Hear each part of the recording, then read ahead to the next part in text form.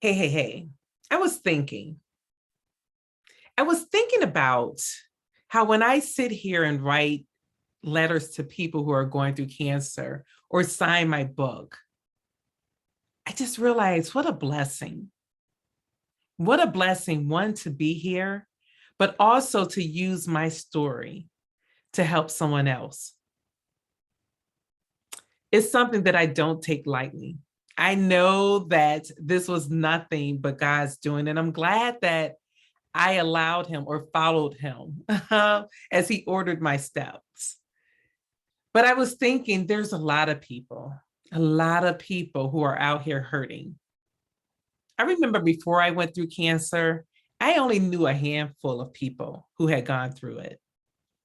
Now, I don't think that there's been a time where I didn't know somebody who was affected by it. And I'm sure awareness is part of it.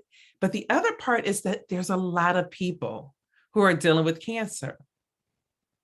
There's a lot of people in pain, a lot of people just dealing with stuff.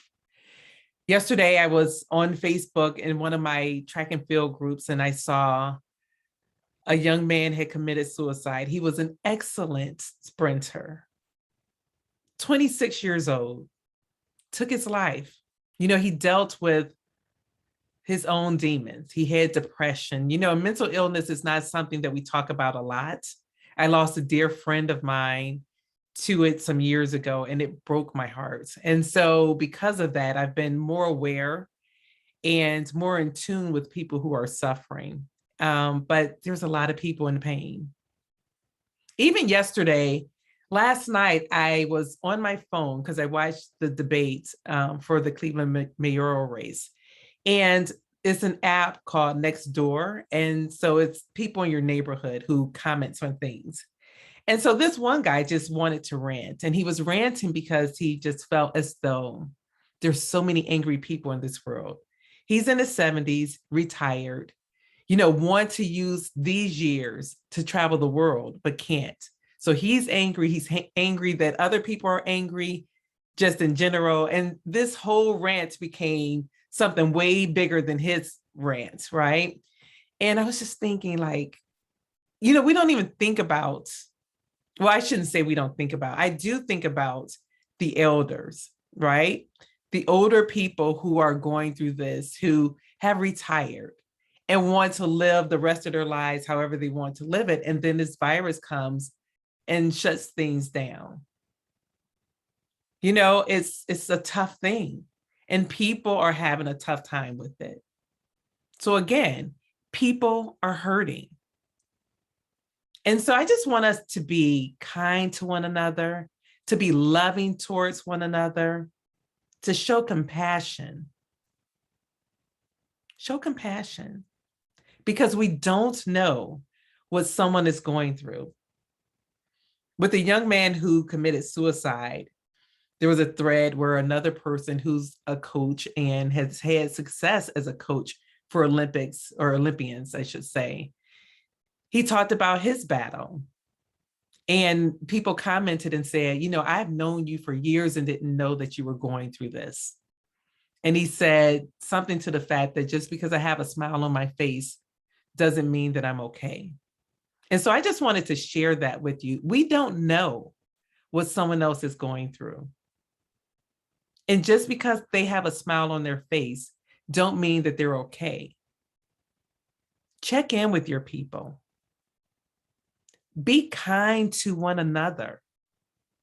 Your kindness can make a difference, whether it's with a smile, with a hello, whatever it is. It can make a difference in someone's life. And so I just wanted to share that with you because it was on my heart today. And it also got me thinking, and I know I say this all the time, that I used to do these workshops at the library. And the library is back open for people to rent rooms, but I'm not there yet. And these workshops I can do virtually. And I think I need to get back to doing them because I really want to help people live an intentional life. One where they're not focused on all the bad, but focused on the things that they desire for themselves and trying to figure out how they can have it And so I just wanted to, I will be back with that. I don't know. I need to find some dates.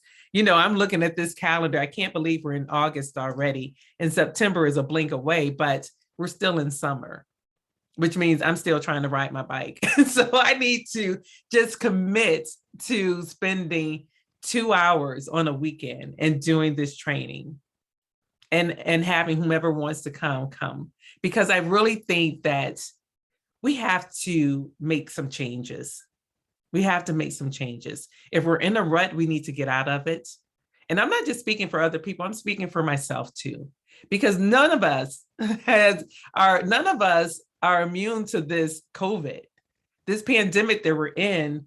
It really got me at the beginning because it blew my mind knowing that the entire world was where we were here in the US, sitting in our house, looking out the window, wondering, when is this thing going to go away? And it didn't. So I'm going to offer something, be on the lookout for a training that I'll do. Because I just feel that I need to do it.